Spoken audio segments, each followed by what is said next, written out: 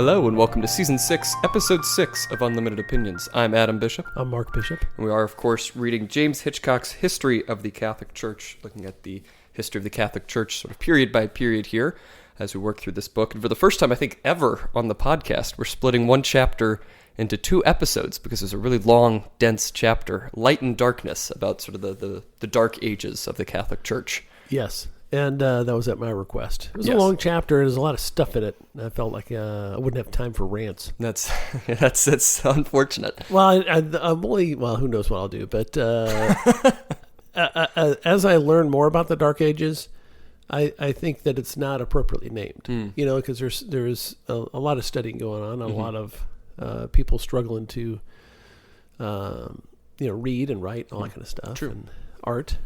And I mean, I know there were challenges, of course. Yeah. I think it's in comparison to what came before and after. Because I think, objectively, I think it is worse than, the Roman Empire, the period then and everything, just in terms of education. Well, I guess. That's true. Formal education, sure. Yes, true. All right, well, should we just jump right into it? Light and Darkness. Go ahead. You're the one summarizing. That's your cue, actually. So we're talking about roughly between 400 and 1000 AD.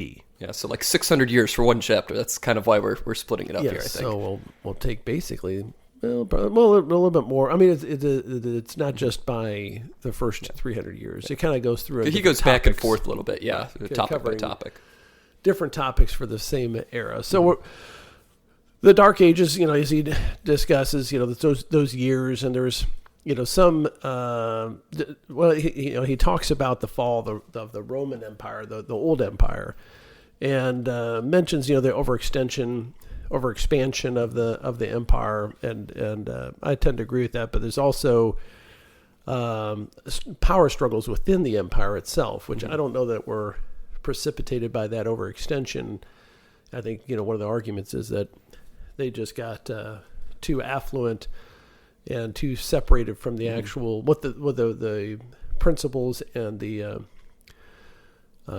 culture that helped create the empire kind of faded and cracked, and then there's a struggle for power, murders, intrigue, civil war. I think we mentioned a couple episodes ago. I think Constantine was the last one to rule all of the Roman Empire, and then after him, it was split up between East and West and other sort of factions within there.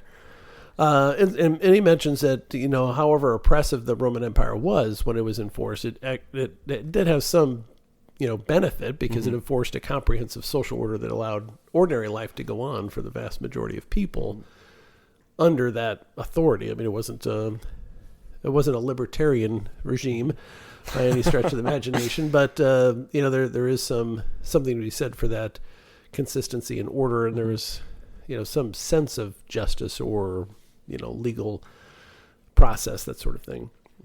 It also mentions, the disease took a big toll on the empire during this time. I didn't know this, that there was, because he mentions between 540 and 750, there was a pandemic, probably the bubonic plague.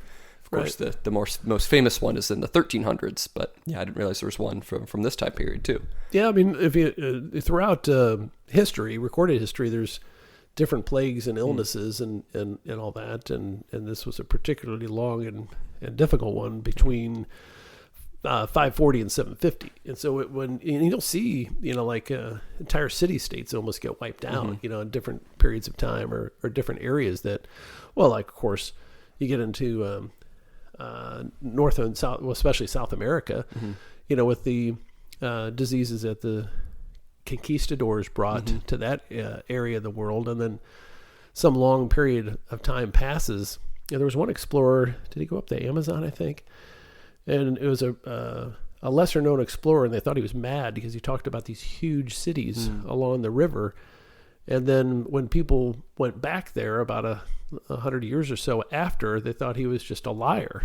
But when you go into the jungles, beneath the jungle, because the jungles overgrew them. Disease wiped them out, and a huge population reduction that became more rural. But so same thing happened in Europe and other areas from time to time. Anyway, so then there were barbarians, as they called them, which really just means not Roman.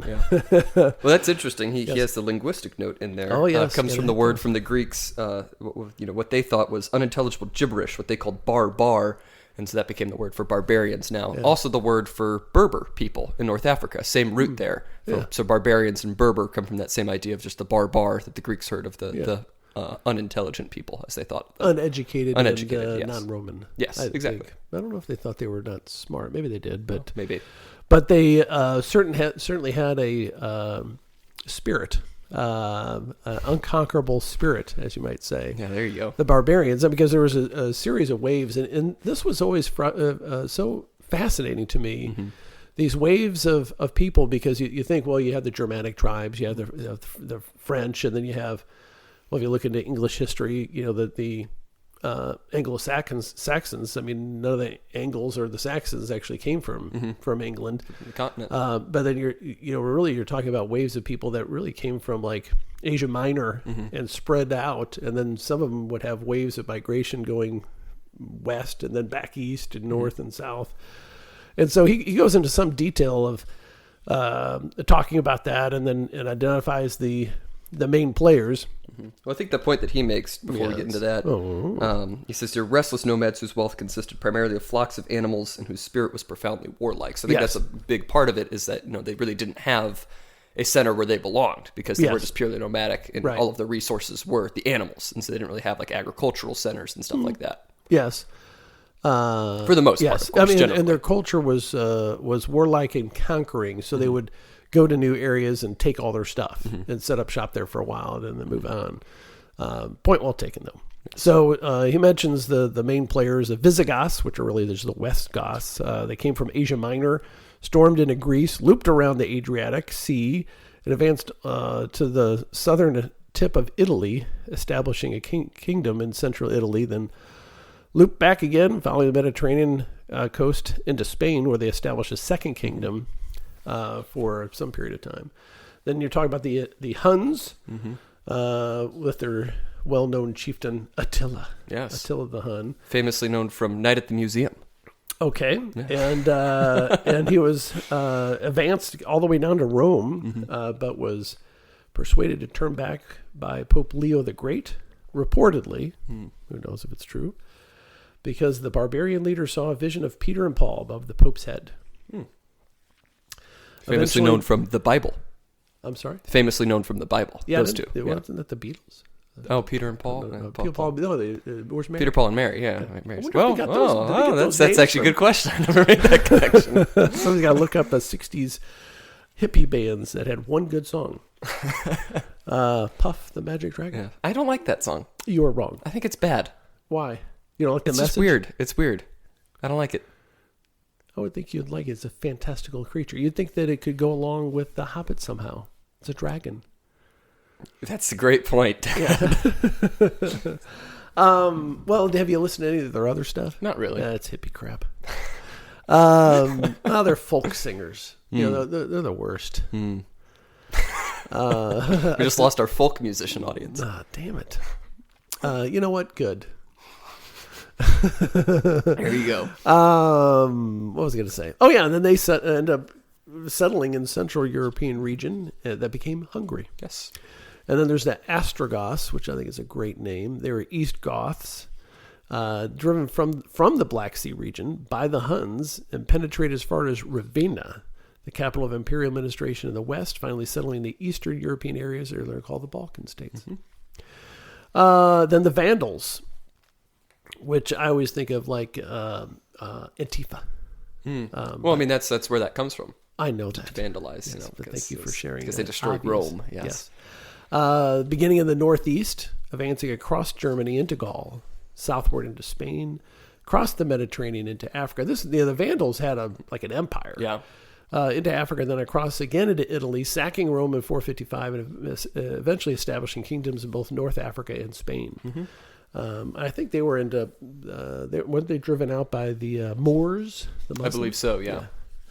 So then there's the Franks and the Lombards, which are really like German. What are they? German they were family Germanic, tribes. Yeah. And the Lombards, Longbeards.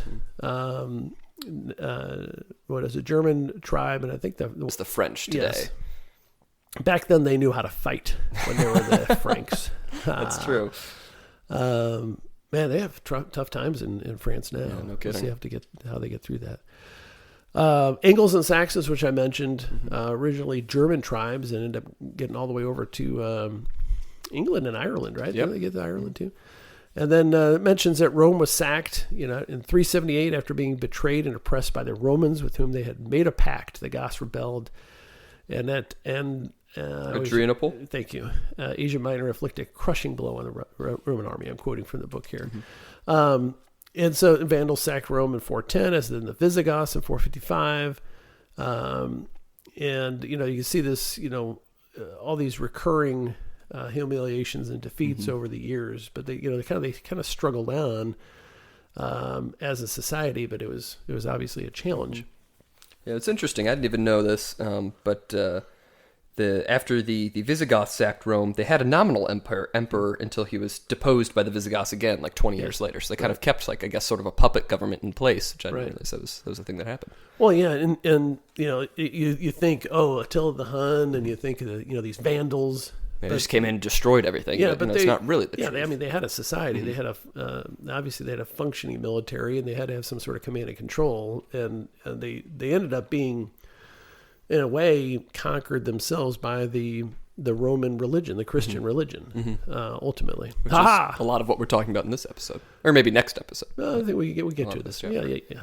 So so that's a good segue into the barbarian society, which we already mentioned. They were warlike. They had some sort of structure, which I'm not really familiar with, and the book doesn't really go into any real detail. But they had this passion for honor and abiding by your obligations, and of course conquering other peoples. And then the conquering leader would be, I don't know if he'd be obligated, but he certainly better share the spoils with his subordinates, which helped with the cohesion of the group and all that. Eventually they became Christian, but initially as pagans, they attacked the churches and monasteries with particular ferocity, as the author states. Of course, a lot of that might be because that's where all the money was, especially during this time, because we'll talk about that in more detail, how the monasteries became really outposts of civilization and wealth and administration of the area. But probably some of it was because it was their version of a pagan, religion. They want to fight that off. But they the author does mention that they have a rough concept of justice. They had they had certain customs, which is, they would extract a monetary payment for transgressions or from transgressors, which was wergild. Have you ever heard that? Yeah, the Old English for man price. Yeah. Which is interesting. Yeah, I mean, you didn't ever hear that before? I think I've heard the word. I've never heard of it before. And it's a tribal society, so it's mainly based upon, kinship relationships and personal loyalty to, the hierarchy, that sort of thing. I already mentioned like the gifts and all that kind of stuff. Your status is really tied to your group of people that are fighting and what you can bring to the fight. Their views on adultery, similar to, seems like the ancient world, were certainly had a double standard with men maybe not being condemned as much, or maybe not at all, for having multiple partners, but women certainly were expected to be chaste or celibate, or just having sex with their one man, the husband, and that sort of thing. And I do like this note, which is like a quote from Andrew Tate.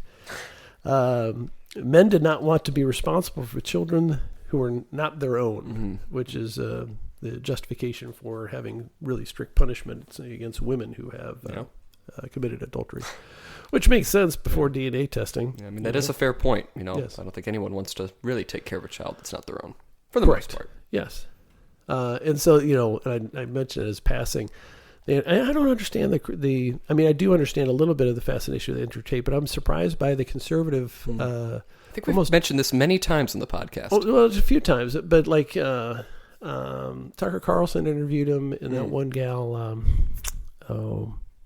what's her name? I don't know. African-American gal who's a conservative, Candace Owens. Oh, Candace Owens. She did an interview. I didn't listen to her interview. But I thought, I thought it was newsworthy because Andrew Tate got canceled by everybody. Literally, his Google account was taken away from him. Yeah. Everything demonetized, and of course, he's got pending charges. But he's not exactly a Christian leader. No, well, he's Muslim. Well, he claims to be Muslim. He's not much of a Muslim with all the stuff he's doing.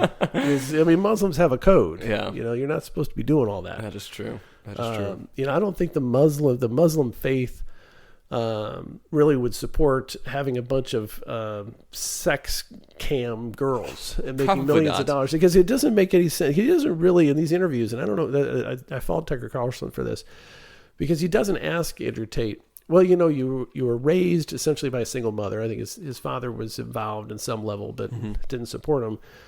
And so he was really destitute. Yeah. And then now he's a multimillionaire. What happened from this point to that point?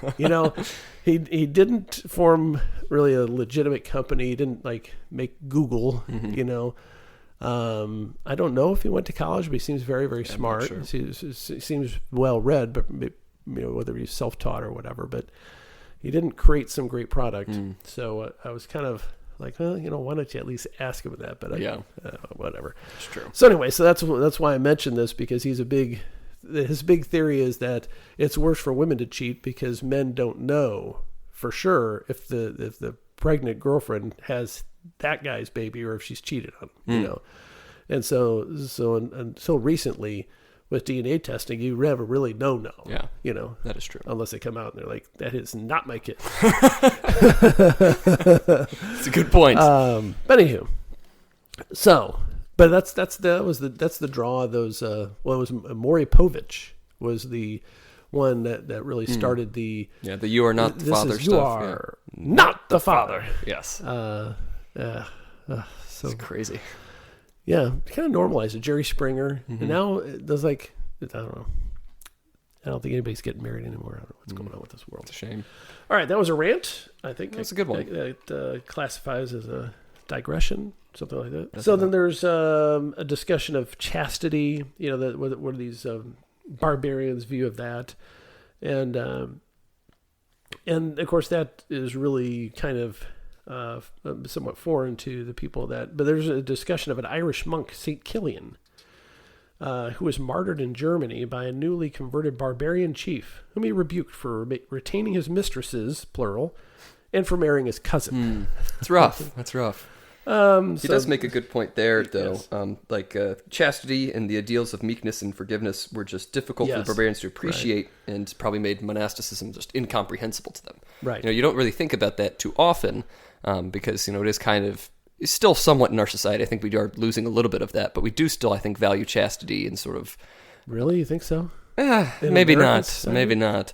But at least 100 years ago or so. It's. Oh, sure. I think it's hard to. Sort of look at it from that perspective and be like, "Whoa, they just couldn't understand it." But I think now we're almost slipping back to that. Yeah, I think you can even go 50 years from now. Yeah, it was a different attitude. Now, if it's like, what do you mean you've only had one partner? Like, well, what do you I don't know why that's such a weird concept for you. Yes. But anyway, so yes, moving along. And then there was Aryan barbarians, and that, as we said before, not the Y, but the A. But this is for the heretic Christians who had the Goths, some of them who've been converted to Arianism by the priest Ulfilas, who died in 382, a former slave. And so eventually they were. Particularly savage to Orthodox Catholics with a particular fury, evidently, according to the author. But of course, they converted them to Catholic anyway. Good. So yes, good. It all works out in the end. well, not for them. Not for the people they killed with unusual fury. So is there a usual fury? Yes. At what point does it become unusual fury? Pointlessness. I see. Past the point where you have the emotion involved, maybe. You really had an answer ready to go there. That's kind of frightening. But the fury can wane. You get tired, but you press on. That's great, Ted. That's fantastic. I'm not speaking from personal experience. I'm just describing a concept. Sure. The church in the barbarian world. Yeah, so the barbarian invasions themselves caused many pagans to turn to Christianity for an ideal of universality. And of course, they identified Christianity at this point with the empire, and so that they by conquering Rome, they could see the history of Rome. I mean, they could see the buildings and the aqueducts and all the wonderful things, and they would still have people that were able to do those things that these barbarians may not have done ever, and so you kind of absorb it. It's like if you absorb a society and you conquer society, sometimes you just assert yourself on the society, and sometimes that society you're conquering asserts their ideals, and so that because they conquered Rome, they ended up having more exposure, more appreciation for Christianity than they wouldn't otherwise.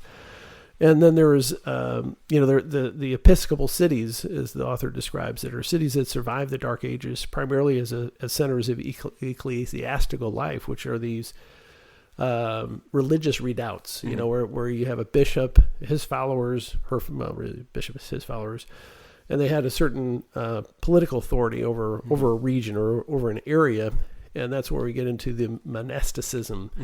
And this is really, don't you think this is, and I'm not an expert in this, but this is when the monasteries were first formed on a large scale, but I think it probably is the heyday of the monasteries too. I mean, you're going to have monasteries that are populated and expand over the centuries, but I think in the Dark Ages, that's really where they really took hold, because monasteries were usually built in remote areas and with this decentralized power in the formerly conquered areas, and in these new areas where you have more nomadic rulers or people with these pagan beliefs. The monasteries were pushed out into the countryside, and they became like citadels. And it does make sense. Like, these are the only things that could survive for a while, with all of the, of course, all the barbarians sacking all of the major cities. And of course, that kind of turned on them eventually in the end, because after a couple hundred years, they started to become the citadels and the objects of attack. So it's like the only reason, they could survive in the first place because they're so remote, but then they became like the destination. So then it's kind of backfired on them a little bit. Kind of like like a beacon. Yes. Please rob me. Exactly. I have all this wealth. There's a brief discussion of St. Patrick, died in 493, the famous St. Patrick of Ireland, as somebody who evangelized beyond the western frontiers of the empire, which is maybe the first, I guess, according to the author. And then there's a discussion of the Irish monasticism. My dad always liked this. He was of Irish descent, and he really loved Ireland and Irish history. And he always asserted that Ireland was the savior of Western civilization. And there's an argument for that, because they had these monasteries that preserved, that were destroyed in the sacking of Rome, the burning of the library in Alexandria. A lot of those have been copied and transported ultimately to Ireland, monasteries in Ireland. Interesting. And so that's his view. Now, I'm not citing him as an expert, but this author would agree with most of that. In that, the Irish monasteries, you had this spreading of intellectual growth west, and then because Ireland preserved a lot of that knowledge in the books and all that, it ends up spreading back east after these barbarians conquered the area, that it could spread back east. And I know I have that underlined somewhere. Yeah. So, well, he also mentions in there that the Celtic monks were very ascetic, very strict fasts, harnessed themselves to plows in the fields, prayed for long periods with their arms outstretched like a cross, and even prayed while immersed in water up to their armpits, which was pretty wild. They were very, very serious out there, and especially, I guess that kind of makes sense, especially if you're coming from like the point of view of probably conquered barbarians who still had that sort of warlike spirit, that sort of very vigorous sort of attitude towards these spiritual things, for that to carry over into this sort of monastic life. Yes. Good points. And I don't know if we want to talk about each of these guys, but St. Benedict of Nursia was an Italian of noble birth. First studied rhetoric in Rome, and then renounced the world and became a hermit. There's so much of this in this book. But he saw like Pachomius. We've talked about before. Pachomius. Thank you. saw the perils of a solitary life and lacks discipline. So if you're solitary, you don't really have, you have to be disciplined in order to maintain the life, but you aren't orderly. You're going from place to place. And so that is a challenge. Anyway, so he saw the perils of that solitary life and lacks discipline. So his community, he was in a community of monks, but they tried to poison him because of his severity. And after that, he founded a network of smaller monasteries at a place called Subiaco. Then a larger community at Monte Cassino. Mm-hmm. I think that's where there's a nice gambling joint, isn't there, Monte Cassino? Isn't that where the word casino comes from? Maybe, I don't know. I think so. I think there's a big count there. Count? It's Monte Cristo. Monte Cristo. Yeah, so that's my bad. Yes. Or Dracula. There you go. And then his sister, Saint Scholastica. Yes. Is that where we get scholastic from? I don't know. I don't think so. I think that comes from Latin. Maybe her name might be derivative of that. Yes. Founded communities of nuns. Yes. So the Benedictine rule became the basis for basically almost any legitimate monastery order. There's 3 vows: poverty, chastity, and obedience. And they had, and I've read a little bit about these, but it's been years about these monasteries, how efficient they were, because they had, they shared everything into a sense, but they shared the work, it seemed like most of all. They had division of labor, and if they were skilled at one thing, then they would work at that. And their motto was pray and work. Yeah. Pray and work. They'd pray so many times a day. They'd work their shifts.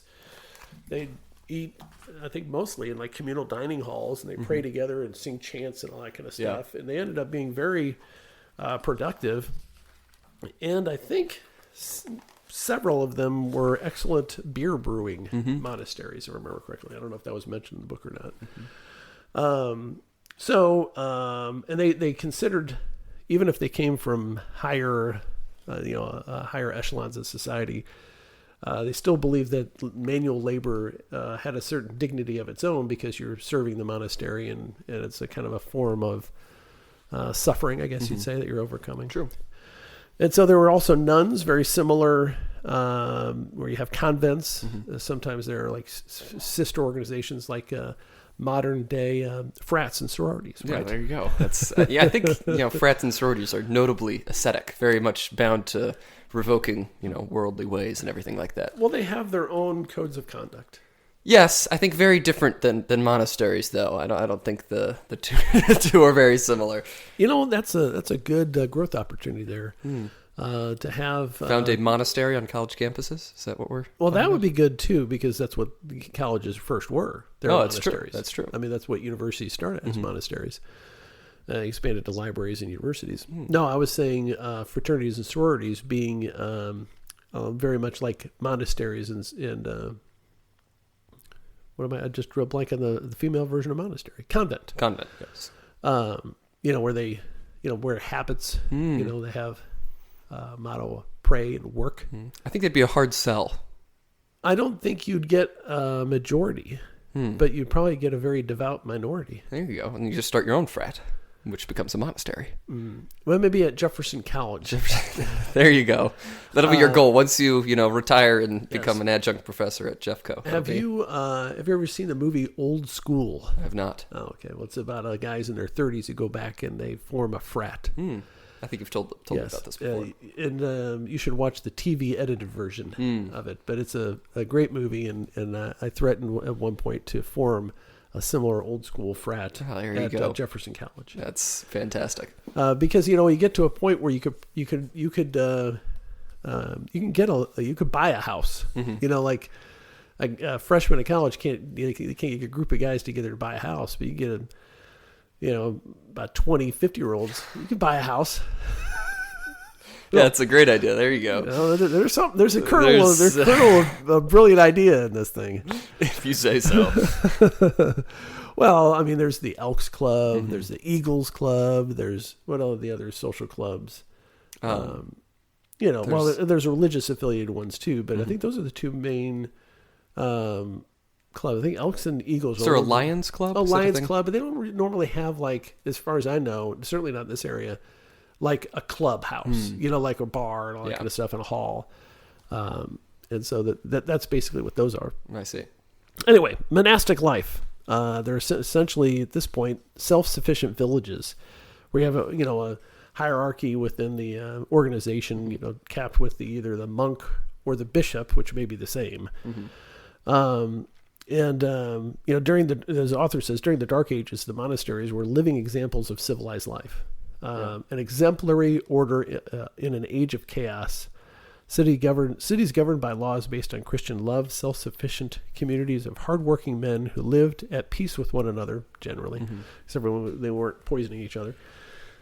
So that, I think, inspired a lot of people to convert. You see that as an example. It's like, wait, this is how it's supposed to work. Yeah, especially if you're coming from this time when, you have the plague and you have the barbarian onslaughts and everybody's kind of miserable, and you see, these people have order. They have rules. They're, educated. They have, some sort of efficient, system set up. Well, let's live like them. Let's find out what this is all about. And if you have to travel from place to place, generally you'd be safe to pass through there or to conduct business with them, and that certainly would have assisted as well. And there's an interesting description of who would be at a monastery, and this is on 107. Besides the monks themselves, monasteries housed people who had been exiled in a political struggle, penitents atoning for serious sins, ecclesiastical criminals, heretics, I guess, and networks of laborers integral to the monastic economy. There's one Frankish monastery comprised of 700 people, of whom only 300 were actually monks. So you can see there's, it's not a small group of people. It's not 20 people. I mean, it's like a small town or a city. But of course, that made them beacons for robbers, and also a terrible vector for diseases. So there's a mentioning of an English house of Jarrow was reduced to the abbot and a small boy after a disease passed through, which you can see they live so close together. They have really no medical care. If it's going to wipe, it's going to if it's fatal, then you're all going to die. Yeah, it's true. Crazy. So I had to wonder, what were that abbot and the small boy doing to avoid everybody else? Is that a wrong question? I don't know. So monasteries and society, the one thing I'd never thought of, I guess probably because I'm not a woman, was how it gave women an option in a way for freedom, even though being a nun or a cloistered nun, especially where they're closed in, it gives you an option away from arranged marriage, especially if you're in the upper class, where it's expected you'll have an arranged marriage for this business relationship or political benefit for the families. Well, if in this time, due to the religious influence, they could say, no, I'm going to go be a nun, and parents, would have a hard time objecting to that because, the higher authorities are the religious authorities. And he makes a good point here, where he's saying, essentially, like the idea of sort of, the whole idea of a convent is to remove your own, sort of free will, be obedient and live in that way. But in that, it's sort of giving free will to these people to get out of the other, option where they just have to be obedient and follow along with everything. So, it's still sort of an ascetic life. You're still not having, just doing whatever you want, but it's still another option that you could take. Yeah. And so if you choose slavery, is it still a choice? Do you still have free will? I think so. I think so. If you're choosing, if you consider that a better of two options, like if they're going to conscript you into a navy, which they used to do, if they'd capture your ship, they would just make you one of the sailors on your ship, and then you'd be conscripted, and you're just stuck for years and years and years of sailing aboard a ship. Anyway, so I was amused by the reference to Saint Brigid of Kildare, who was a beautiful young woman who was said to have been miraculously made ugly when her parents tried to force her to marry, a transformation that allowed for and was reversed upon her entry into the convent. Yeah, there you go. Then she was a beautiful nun. There you go. If you want to get out of a marriage, just become ugly, I guess. I guess you pray hard enough. Yeah. God, please make me ugly. That's all I want.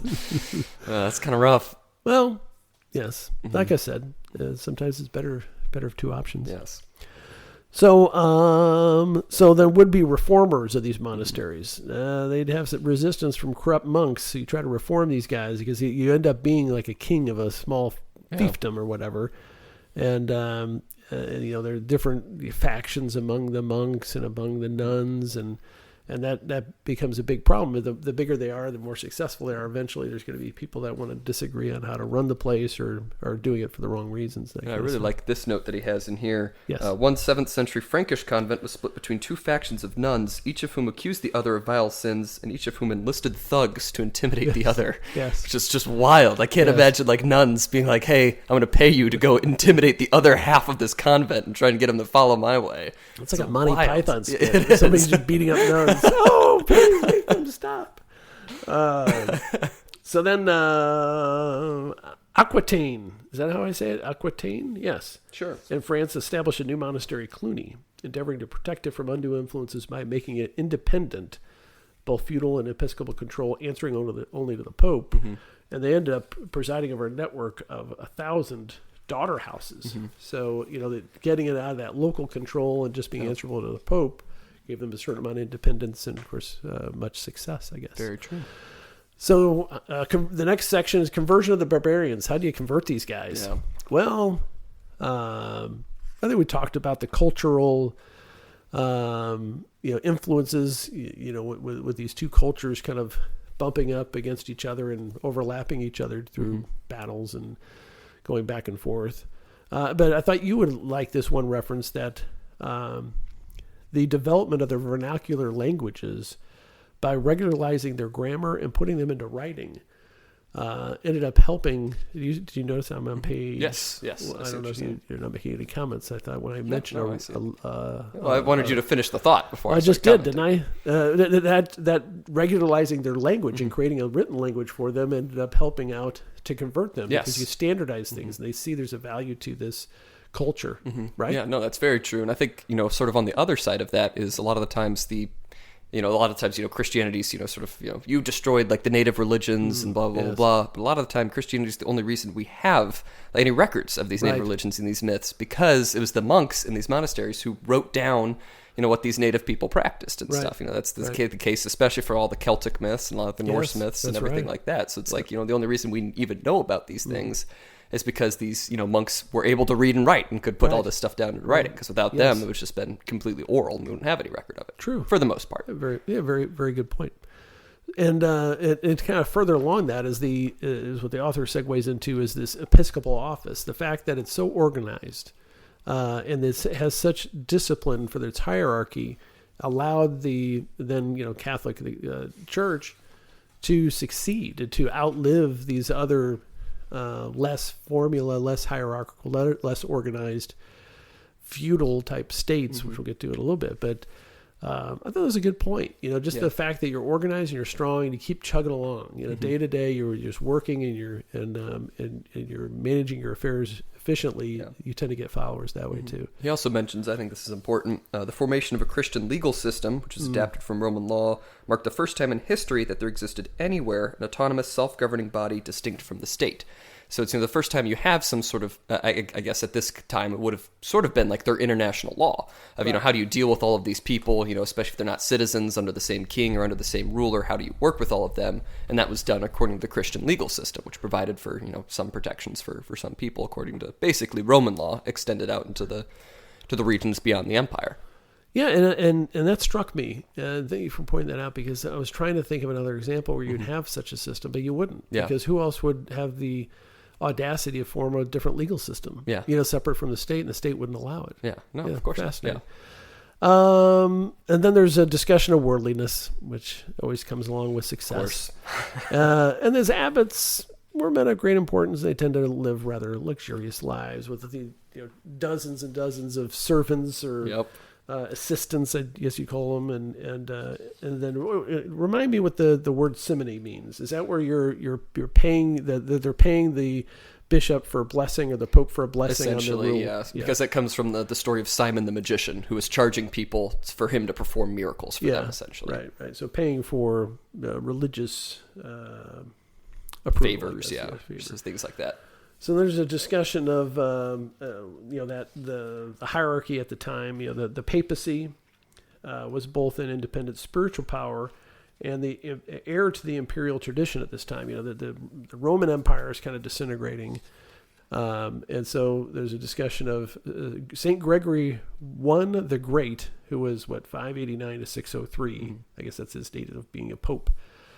And he followed the precedents of Ambrose, Augustine, and others in abandoning his careers. Did I already talk about this? I don't think so. Okay. Keep going. Abandoning his career as an imperial office official to become a monk, later serving as papal ambassador to Constantinople.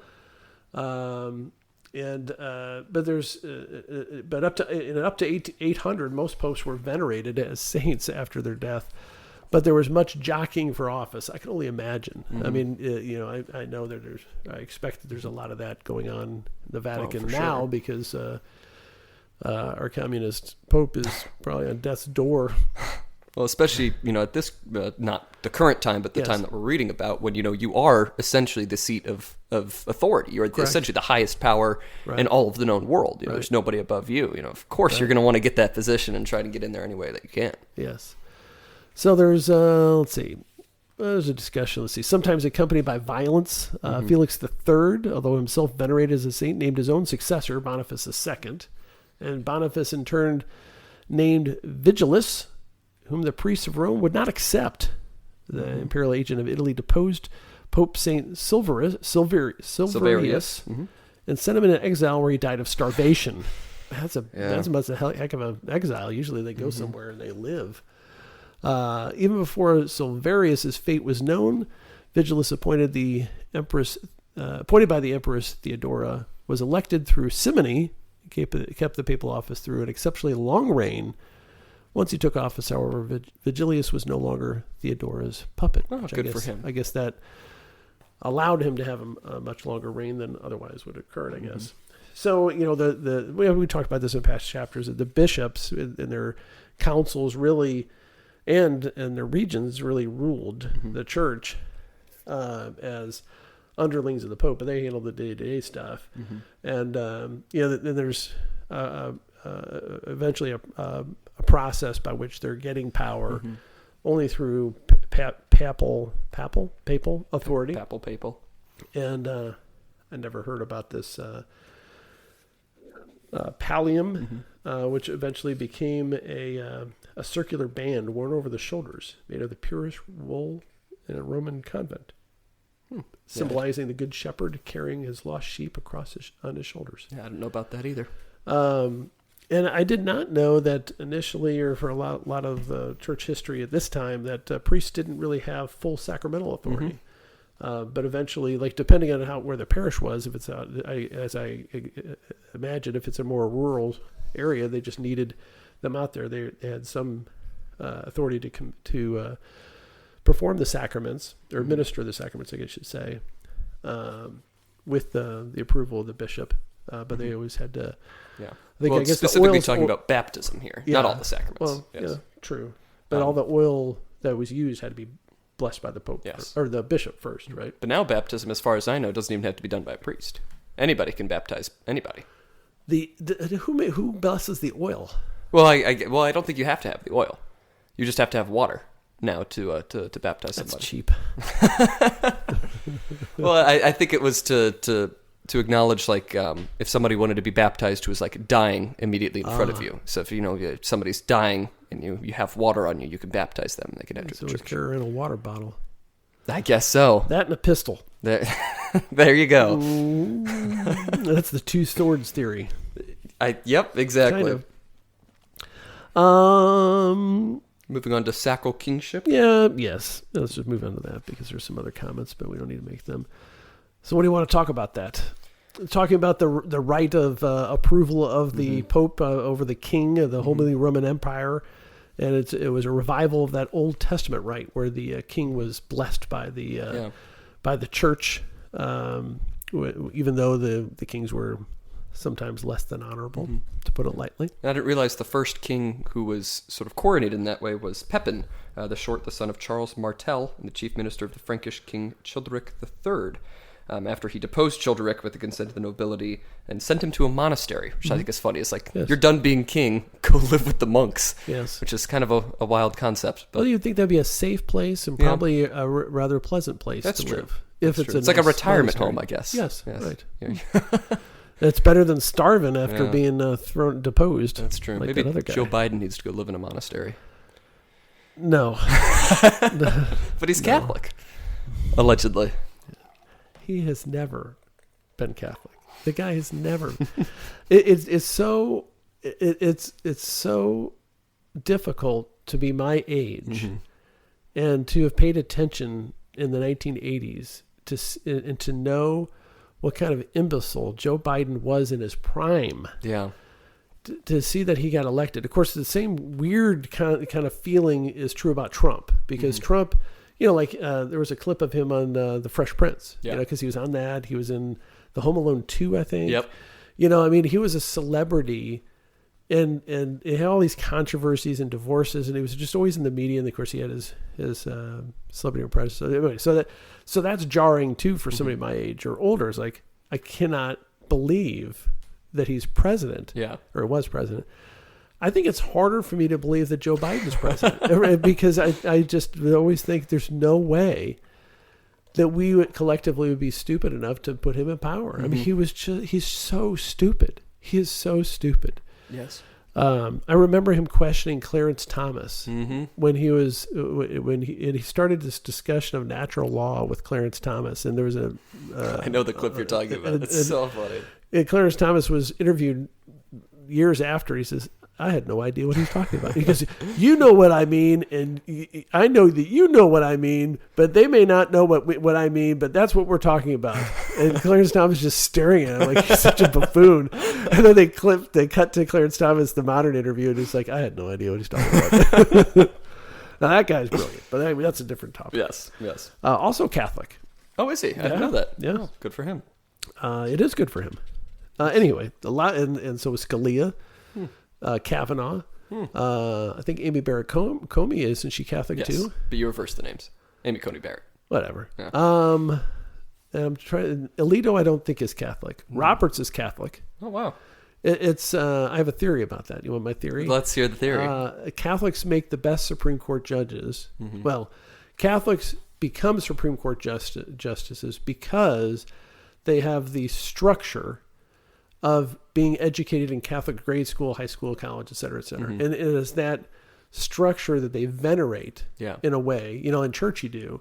And so you're able to be, in a sense, have a better temperament, in my opinion, and this is, I'm not denigrating any other religions. Everybody else can be good judges too. But I think Catholics tend to be drawn to being judges for that reason, because it's about the procedure and the process as much as everything else. And the procedure and the process is so important in our religion that it's an easy segue into the law. Yeah. Anyway. Well, let's kind of tie into that. Over the summer, of course, I was in D.C. This is sort of a discussion that one of the, I think he's, I don't know if he just graduated from law school or he's going to graduate soon, but some sort of very young in the legal field guy, very devout Catholic, maybe one of the most devout Catholics that I've ever met. He argues that basically all legal decisions from now on should be made according to natural law. And that's really what we need to get back to, especially in the Supreme Court, even more so than originalism, because, with originalism, you can kind of make an argument for whatever you want, because you're like, well, that's what the Founding Fathers said. Well, which Founding Father? What are you saying? You can kind of twist anything in that way. But we need to get to a more philosophical basis in the law and look at, what is generally the universal truth here, and not just what the Founding Fathers said. Yes, I see the benefit of that, but I think it should be pointed out that the Founding Fathers believed in natural law. True. 100%. Yes. I mean, like all of them. It was the premise of all the political philosophy at the time. Yes. So I think you may be overthinking it a little bit, or maybe pushing for a better originalism. Maybe the best way to say it. An originalism, if you will. The foundation originalist. Yeah, there you go. All right, so let's move along. The two swords theory, which I just talked about. The two swords being one sword for the state, one sword for the church, and the church being the preeminent. So you have a kind of a separation of powers almost. And that became the basis for, essentially coronating these guys by the Pope is, we have the ultimate authority. We're going to coronate the king that who becomes king. We have the authority to do that. And that was formulated by Pope Saint Gelasius I. Thank you. 492 to 496. Relatively short term. So catechizing the barbarians. Yes. How do you catechize them? Well, you convince them that you're the strong horse, is one of the theories. And kind of co-opting their pagan beliefs in a way. The converting them in practice maybe before even the theoretical beliefs, if that makes sense. So it seemed like they were trying to get them to do, certain fasting and observing burial rather than cremation. Yeah. And that sort of thing. If they're, and a lot of times it seems like if you converted the lead guy, he's going to make everybody below him follow along through some sort of forced conversion, if they will allow it. If not, he's in trouble because maybe they'll kill him or depose him and throw him out in exile. So then, let's see, who do we want to talk about next? Clovis. Sure. The Frankish king Clovis made an alliance with the aristocracy in becoming a Christian, and was hailed as the new Constantine. And he was from 481 to 511. So right in the middle of that, early on in that range that we're talking about in this chapter. But his kingdom fragmented after his death, mainly because of the barbarian custom of dividing the land among all the sons of the deceased. And you can see that makes sense for an inheritance, but not for a kingdom. There's an English monk, Saint Willibrord, died in 739. With the support of the Frankish king, worked among the Germans and the Danes at the end of the 7th century, and was succeeded by another English monk, Winfrid, who was renamed Boniface. Well done. Yes. Interesting. By the Pope and sent to the Germans. Let's see. Boniface advised against women going into pilgrimages, however, to the Holy Land because, quote, a great part of them perish and few of them kept their virtue. Interesting. So yeah, you can see there's like trying to convert the barbarians, and sending emissaries out and all that sort of thing. Then there's a little aside here, which probably should be given a little bit more, which is the noble Christian women who married barbarian princes were often instrumental in converting the entire societies in which they married to Christianity, as happened with Saint Clotilda among the Franks, Bertha among the Anglo-Saxons, Saint Ludmilla among the Bohemians, Saint Olga among the Russians, and Leovigild among the Arian Spanish Visigoths. Yeah, it's interesting. It seems to be a thing that was more common then. I think that's sort of the same story with Constantine. I think it was his mother who was Christian and sort of was instrumental in helping him become Christian. I think it's happened a few other times. Yes. I think you're right. More attention should be given to that. And the impact there. Yeah, and correct. And you wonder, okay, who's doing the converting now? Among our ruling class. Yeah. What do they believe in? Are they getting people to follow their path? Interesting. What kind of religion did Michelle Obama espouse to the American people? I know she took away all the good food in our school lunches. So whatever religion that is, I don't like it. That was a wild, wild time. Yeah, where she just decided, well, this is the power of the first lady, I guess, and it's like there was so much wasted food. Yeah. And so many people just bought into it, and I'm wondering, at some point it was pushed through administrative changes from the Department of Education and the funding of the free and reduced lunches. And so they said, well, if you're going to accept this money for free and reduced lunches to feed these poor, destitute kids, you got to give them stuff they don't want to eat. And even poor, destitute kids would rather not eat it. Yeah. Well, I still remember that was early on in grade school for me. Yeah, that was a very long time ago, and I still hold a grudge against Michelle Obama. Well, and I hold a grudge against the archdiocese for implementing it. They weren't getting free and reduced lunches. They weren't getting any obligation, funding. I guess. Yeah, there was no funding for them, but these standards healthier. It's healthier. Okay, all it is really expensive garbage. Yeah. And you can be healthier without losing the taste and everything. True. It was just so stupid. True. It was not good. Not a good time. Yes, it was a Washington-based feeding of an entire nation of 200 and something million people using one set of standards. That makes sense. I think that's a good practice. You're getting so angry about the school lunches. It's okay. Well, it's the prequel of the COVID stuff. I've now mentioned it in the podcast. You have not yet. Awaited. I thought you were going to bring it in with the plague outbreaks, but we avoided that. No, we avoided that. But that was the prelude to the government overreach and everybody just deferring to the federal government. Why the hell was the principal at Our Lady's School in Festus, Missouri, taking instructions on what to serve lunch to my kids? That's a good point. Yeah, I'd like to know the answer to that. Well, I think she's still around. You can ask her. I have decided not to be difficult at all with either Our Ladies or Pius because of the fact that they were, well, especially Pius, but they were stalwarts in keeping the kids in school. Let's put it that way. And so my normal crankiness or obstinacy, I always stop. I mean, I'll say it to you and I'll say it on this podcast nobody listens to, but I'm not going to hassle them for it. So it's not all forgiven, any mistakes that were made over the years, but they get the benefit of the doubt for being strong for my kids. There we go. Know?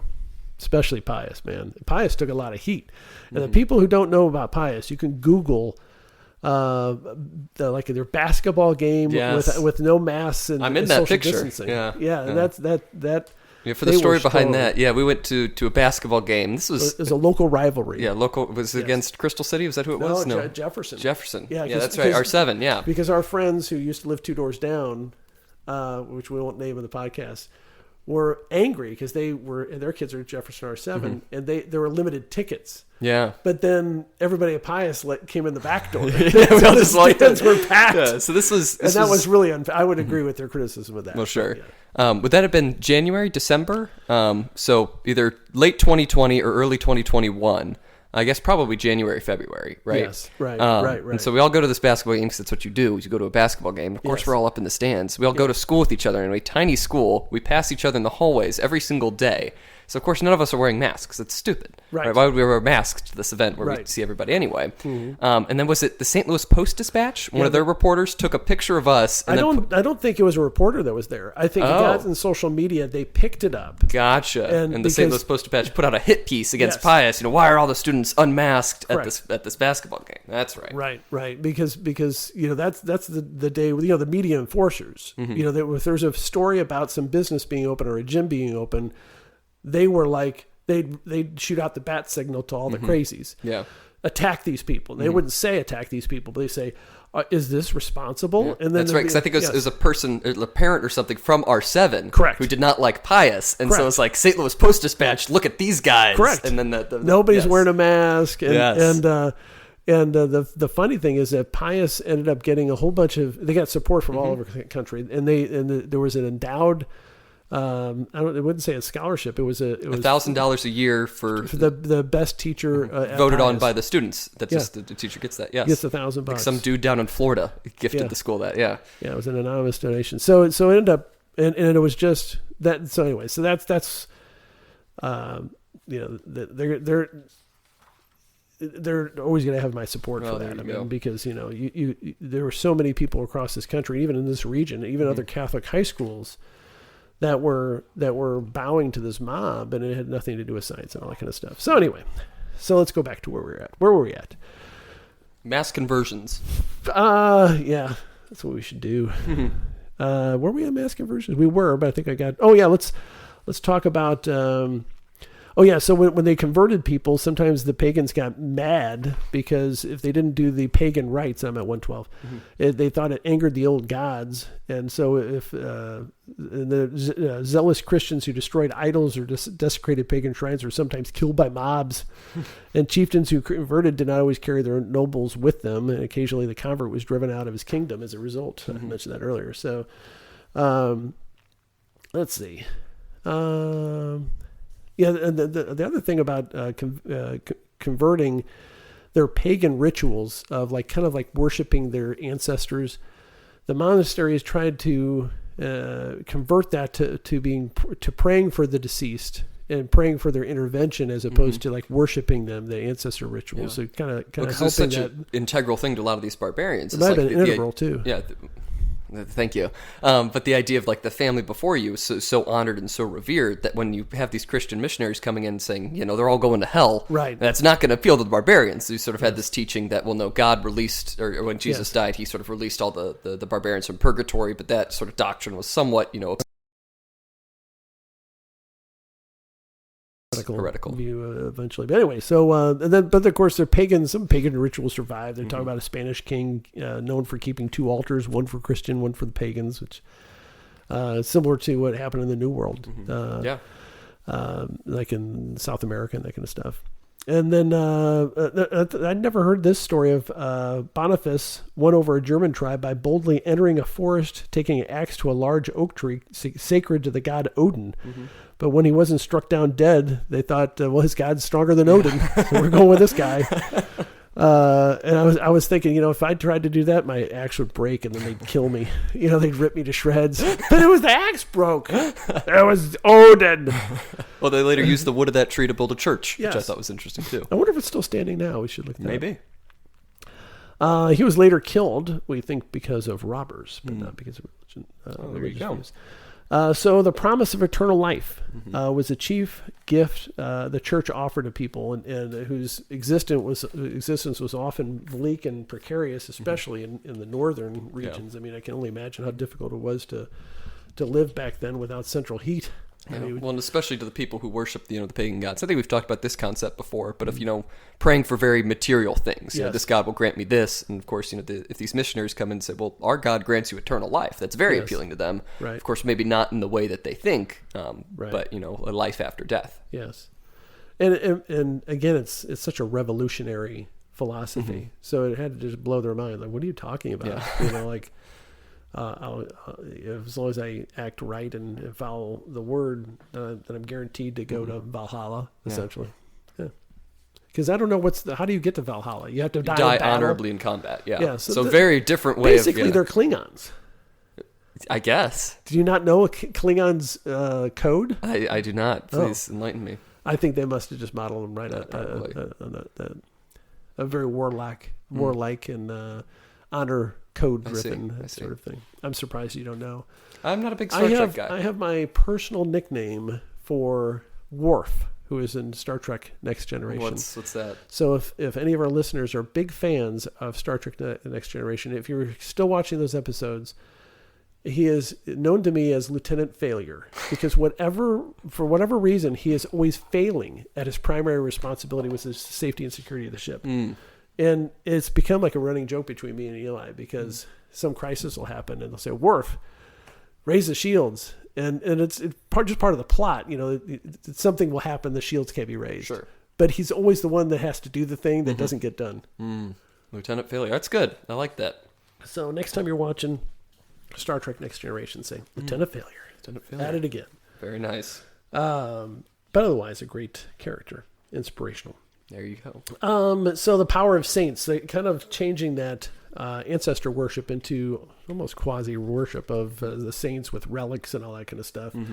According to the author, really helped spread the Christian faith to these damn pagans. A lot of times there are, sorry to cut you off, but there are like a lot of sort of theories that some of the early saints in these barbarian societies were really just their gods transformed into saints, like by the missionaries, saying, well, Thor, just to take an example, I don't think there is a saint modeled off of Thor. You worship Thor, that's really this saint who we're talking about. You sort of just take a bunch of elements from that and sort of mold it into a new saint.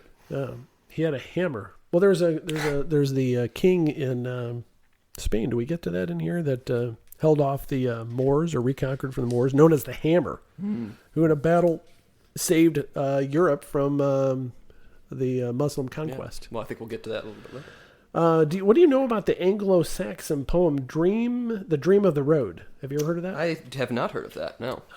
It is referenced in this book on page 113. The Anglo-Saxon poem The Dream of the Road, Cross, portrayed Jesus as a great chief who triumphed over Satan, the apostles, and his faithful warriors. I just thought you might have read that in your language studies. So, moving along to the warlike spirit, which certainly there were a lot of people in this time that were church leaders that were not pacifist. Yes, that's Let's see. So when a defiant warrior cut into a golden cup that belonged to the church, Clovis, before his conversion, set matters right by cleaving the man's own skull in two.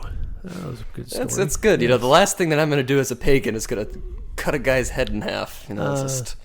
Wow. Well, it's better to ask forgiveness than permission. I guess so. I don't know. Maybe. So the let me start to see where we're here. Okay, so then there bishops were sometimes not men of peace, but very much part of the warrior culture. This is the author speaking through me. An 8th century bishop of Mainz, Mainz, for example, was deposed because he mounted a campaign of revenge against his father's slayer. A movie about that guy. There's a discussion again about magic. Mm-hmm. That would be a kind of interesting movie. And Gregory the Great urged the missionaries to adapt such customs wherever possible. So, you know, you're not supposed to try to give spells and that kind of stuff, but certainly magic had... these pagan cultures had a powerful message. Oh, here it is. The Muslims in Spain. Yes. Charles Martel, the hammer, in a momentous battle that, had it gone the other way, and he died in 741, would probably have resulted in all of Europe's becoming Muslim, you know, because they were on the march, and this one battle really set them back. Yeah. And for a time, even after that, Muslims continue to control parts of southern France and certainly Spain. Pretty rough time for Christianity. I mean, of course, we're talking earlier now with the fall of Rome, all of the Vandals and the Goths sort of sacking everything. You have these new barbarian tribes, and just a couple hundred years later, you have the massive spread of Islam, of course, wiping out all of the Christian culture in North Africa, and then sweeping up through Spain all the way up into France is now what we're talking about here. Yeah, and then at some point, I know the Byzantine Empire held them out longer, but you know they're advancing on the eastern part too, and eventually conquered them, and of course made it the Ottoman Empire, the Ottoman Empire, and took over the Hagia Sophia. Yes, made it a mosque eventually. Which was then became a museum, and then became a mosque again. Yes, congratulations. Thank you. Not to you, but to us. Yeah. Let's see. So then there's people of the book. Mm-hmm. Oh yeah, about the how the Muslims treated the Christians, which was generally not too bad within their lands. Of course, you're second-class citizens, and you couldn't convert to Christianity or it would be death. But unfortunately, the Spanish Christians punished death upon those that converted to Muslims. So it's kind of like a tit for tat. Yes, that's so true. you don't just stay on the same team. If you're a Christian, you should just stay a Christian because otherwise the other Christians might kill you for being a Muslim.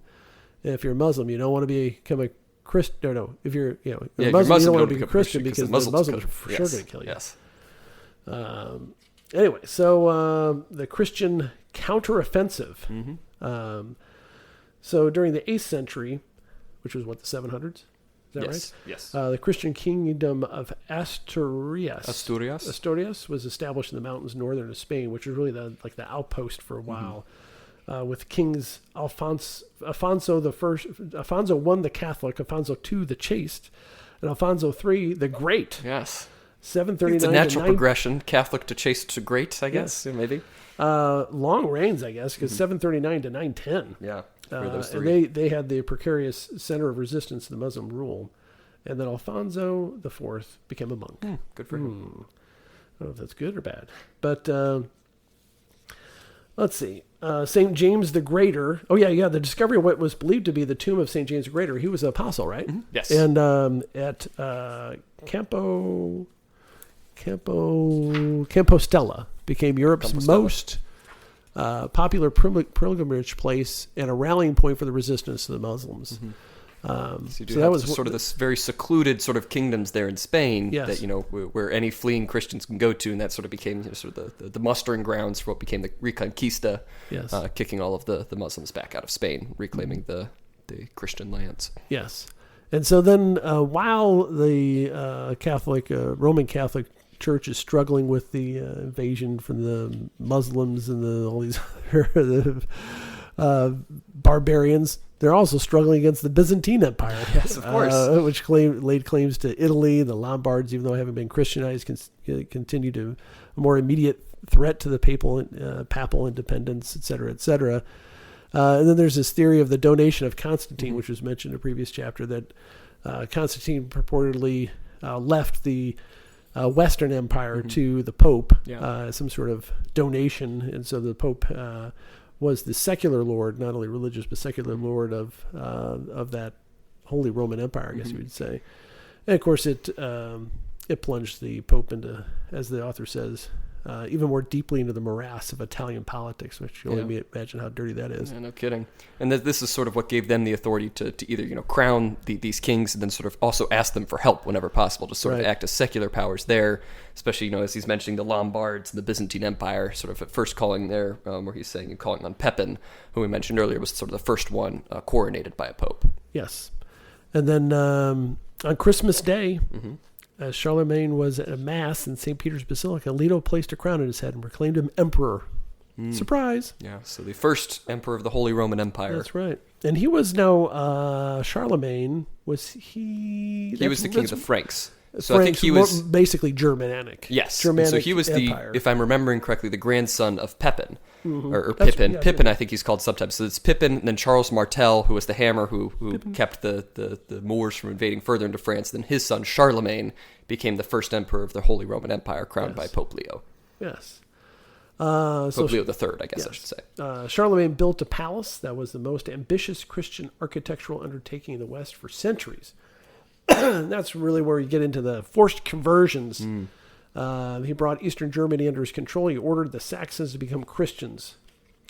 And when they didn't act Christian-like, he slaughtered 4,500 of them, despite the objections of his monk/advisor, Saint Alcuin of York. Died in 804. Wait, don't kill that many. 4,500 on the blocks. Only a few at a time. You got to take it easy. It's a tough world, man. Yeah, no kidding. They were they weren't observing the fast.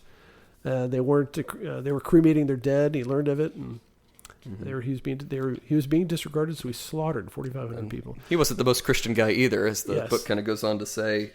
He married 5 times, divorced several of his wives, had 6 concubines, and fearing that his sons-in-law would become his rivals, forbade his daughters to marry, and instead allowed them to have children by their paramours. Yes. So, he's, again, sort of similar to Constantine, where you think of, sort of these great Christian kings or rulers or whatever. Really, their adherence to Christianity is sort of varied there a little bit. Yes. And which begs the question, how do they have the energy or the time? I don't know. I think all these wives and concubines. So many. Crazy. So as you mentioned, he always involved himself in church matters, and probably inappropriately or certainly inappropriately. He was issuing a decree the sacred. He issued a decree the sacred images were merely reminders of the person honored and were not to be venerated. A doctrine that at the time went contrary to papal teaching, but it sounds right to me. I don't know. But sometimes he just simply appointed bishops rather than be selected in any other manner. And then after his death, the empire split basically into two, then split into 3, then into 2 kingdoms, France and Germany, with the German ruler retaining the imperial title of the Holy Roman Empire in Germany. Yep. And then, the different divisions. There was a discussion of Alfred the Great, who I don't remember ever hearing about. I've heard of him briefly. Anglo-Saxon Alfred the Great, circa 900, who held the marauding Vikings at bay, governed justly and encouraged piety and learning. And he was venerated as a saint after his death. He was remarkable in being fully literate, even translating several Latin works. Which is very impressive. I think it's mentioned either later on in this chapter, maybe we glossed over it earlier, that so many of the kings were just completely illiterate. Yeah. That's what they relied on their advisors or sort of the monks to do all of the writing and stuff because, they didn't have time for it. They just had to rule as the sort of authority. They didn't have time to learn how to read and write. But St. Alfred, of course, very much encouraged learning and was a very great king. Alfred the Great. So there's a discussion of feudalism. I don't know if we need to get too much into that, with the serfs and the, the hierarchy. I think just kind of mentioning just the brief structure here. Precarious hierarchy, king at the top, various grades of nobility below him, small class of merchants, and the mass of people, mostly peasants at the bottom. and booty was sort of land. So that's sort of your source of wealth. And there's sort of an idea of, whether or not, these people at the bottom, sort of the serfs, they're not really slaves. They're pretty close to being slaves, but they're not necessarily owned by one person, but it's sort of viewed as belonging to the land. And so whoever owns the land, by proxy, sort of owns the slaves or owns the serfs. They're not technically serfs because they get something out of it. But well, they are serfs. They're not slaves. Yeah, I mean, that's what I mean. They're serfs. They're technically serfs. Yes.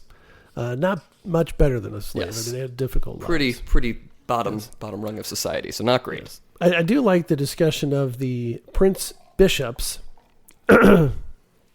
So because he mentions the bishops were necessarily involved in complex feudal politics, including interminable small wars among rival lords and periodic revolts against the king. Right. And then there's a prohibition for priests. The priests were forbidden to shed blood, but even bishops occasionally fought in battles. Mm-hmm. One of them evaded the letter of the law by assaulting his opponents with an iron ball on a chain, a weapon that could kill but did not cause much bleeding. Oh, there you go. There's no blood on my hands. Blood. There you go. He bled internally. I am clean. There you go. Living according to the teachings of Jesus Christ. As I whack you on the head with this heavy ball on a chain. The priestly classes, priests were often living like serfs. Mm-hmm. Let's see, what else do I want to say about that? Just discussions of a couple popes and stuff. The serf could become a priest only with his lord's permission, yes. But an increasingly rigid hierarchical society of the church, partly because celibacy prevented the formation of clerical dynasties, rewarded merit. Yes. So sort of competing sort of tasks there, and that, you can't really just choose of your own will to become a priest. You have to get the permission of the Lord above you. And it mentions the highly learned Pope Sylvester II. 999 to 1002, for example, was of peasant origins, which is encouraging. Yeah. The nadir of the papacy, which I always think the word means the height, but it means the bottom. Yes. So there's a discussion of murderous factions and intrigue. There are occasionally saintly popes such as Hadrian III, 884 to 885, who was nonetheless murdered in one of the continuous intrigues that swirled around the papal office. One of Charlemagne's grandsons, Lothair, decreed that no papal election was valid unless given imperial approval. And that was that two swords argument. Mm-hmm. Which sword was the dominant one? Mm-hmm. Another grandson, Louis II of Germany, 843 to 876, confirmed the same decrees, but the clergy of Rome defied Louis in order to elect Benedict III. A few years later, Louis was able to bring about the election of St. Nicholas I. Mm-hmm. He proved to be strong and independent-minded. Yeah. I think another point that's worth mentioning here, at this time, Cluny, the monastery that we mentioned earlier, as being sort of free from authority other than the Pope, served as sort of the theological center. So it wasn't Rome at this time. It wasn't with the popes, which I think is very important to note. All the theological writings are not coming from these dudes sort of murdering each other, deposing each other. It's coming from this very isolated monastery that's still sort of the heart of sort of Christendom at the time. Good point. Thank you. So then there was a whole section here of, quote, bad popes, there we end go. Quote. The unvirtuous John VIII was murdered under uncertain circumstances. Leo V at 903 and the anti-pope Christopher both died in prison, probably on orders of Pope Sergius III. There you go. And this is according to him. The low point in the history of the entire papacy was reached in 897. Mm-hmm. Really? When the this is pretty bad. This is pretty bad.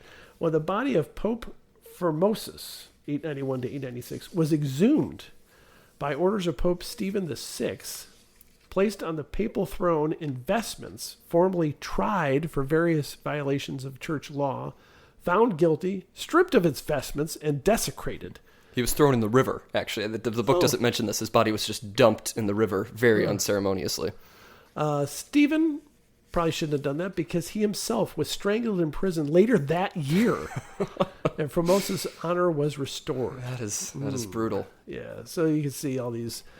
And I think that probably was the low point in Catholic Church history. It's pretty bad. We'll have to pay attention to that and see if there's a worse time. Mm-hmm. But that's pretty hard to top or bottom. That is true. Well, I think that's where we're going to leave off Yes. this chapter, unless you have any other thoughts you want to make there No. on bad popes. All right, well, we'll pick up starting with the Vikings and what they were doing at this time. Kind of mentioned them briefly with Alfred the Great, but we'll pick up with the second half of this chapter next week. Yep. Any closing thoughts, any closing remarks? No. All right, well, this has been Season 6, Episode 6 of Unlimited Opinions. You can, of course, follow us on Twitter at ULMTD Opinions. That's ULMTD Opinions. I've been Adam Bishop. I'm still Mark Bishop. All right, and we'll see you next week.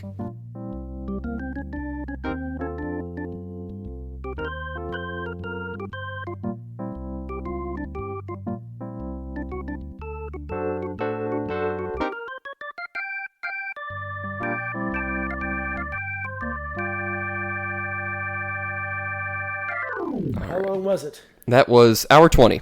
Ooh, still long. It's still long. I'm going to talk less. Yeah, maybe.